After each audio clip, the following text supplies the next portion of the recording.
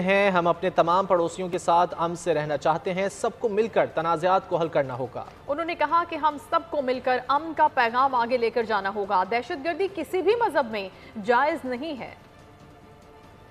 ہم اپنے تمام پڑوسیوں کے ساتھ امن سے رہنا چاہتے ہیں۔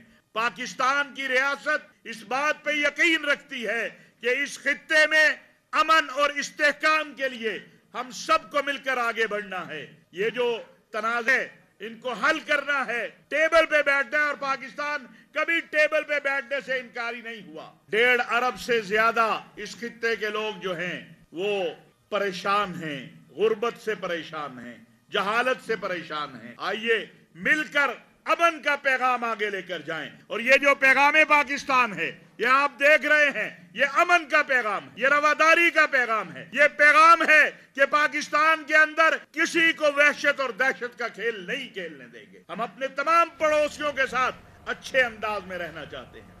حماس نے